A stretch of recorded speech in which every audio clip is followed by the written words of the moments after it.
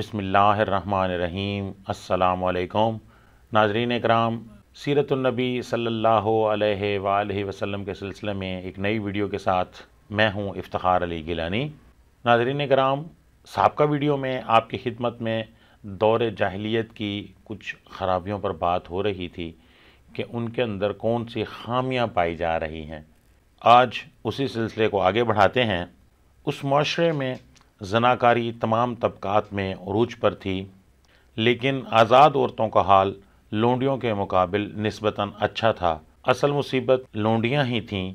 इसी तरह जब हम बात करते हैं लड़कियों को ज़िंदा दरगोर करने की, तो कुछ लोग ऐसे भी थे जो अपनी लड़कियों को रुसवाई और ख़र्च के खौफ से ज़िंदा दफन कर देते थे और बच्चों को फ़क्र फाका के डर से मार डालते थे।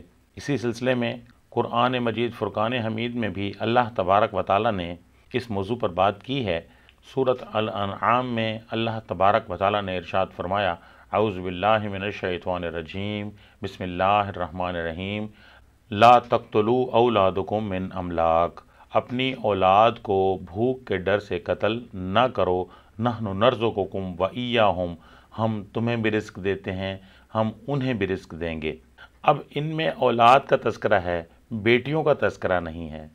लेकिन जब हम उस माशरे में देखते हैं तो वहाँ आपको पता है कि दौर जाहिलियत में अदब भी उरूज पर है। वहाँ शेर व शायरी के ज़रिए से एक दूसरे तक अपनी बात पहुँचाई जाती थी। तो बाप और बेटे का ताल्लुक़ उस माशरे में मुख्तलिफ़ नौइयत का था। अशआर में ये भी कहा जाता है, जिसका तर्जुमा ये है कि हमारी औलाद हमारे कलेजे हैं जो रूए ज़मीन पर चलते फिरते हैं। यानी कुछ लोग अपनी औलाद से बहुत ज़्यादा मोहब्बत करते थे और कुछ लोग भूख और अफलास के डर से कत्ल कर देते थे।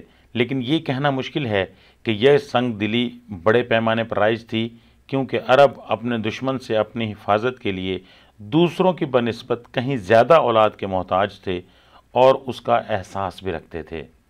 नाज़रीन इकराम, उस माशरे में शराब, जुआ और सूद भी आम था।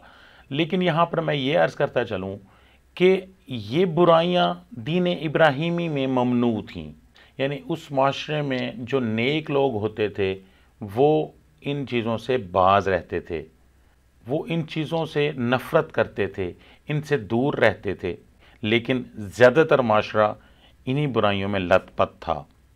उस माशरे में औरत का कोई एहतराम नहीं था, उसको कोई इज़्ज़त नहीं दी जाती थी, उसको कोई मकाम व मर्तबा नहीं दिया जाता था, उसको कोई वरासत में हिस्सा नहीं दिया जाता था। इस्लाम ने औरत को मकाम और मर्तबा दिया और उसे वरासत में हिस्सा भी दिया और उसको वो मकाम दिया जिसकी वो हकदार थी। सीरतुन्नबी सल्लल्लाहु अलैहि वालैहि वसल्लम का जब हम मुताला करते हैं तो उसमें हमें ये बात भी मिलती है कि जब दो कबाइल की आपस में जंग हो रही हो तो उस वक्त मैदान जंग में किसी कबीले की औरत आ जाए और आके ये कह दे कि ये लड़ाई बंद कर दो, तो वो लड़ाई बंद हो जाती थी। अलगर्ज़ दौर जाहिलियत में खराफात का दौरा था। लोग जानवरों जैसी ज़िंदगी गुजारते थे। औरत बेची और ख़रीदी जाती थी और बाज़ औक़ात इससे मिट्टी और पत्थर जैसा सलूक किया जाता था। कौम के बाहमी ताल्लुकात कमज़ोर बल्कि टूटे हुए थे और हुकूमतों के सारे अज़ाइम अपनी रियाया से ख़जाने भरने या मुखालिफिन पर फ़ौज कशी करने तक महदूद थे। इक़्तिसादी हालत बहुत ज़्यादा ख़राब थी। सिर्फ़ हराम महीनों में ही अरब के मशहूर बाज़ार लगते थे। हराम महीनों के हवाले से मैं एक अलहदा प्रोग्राम करूँगा।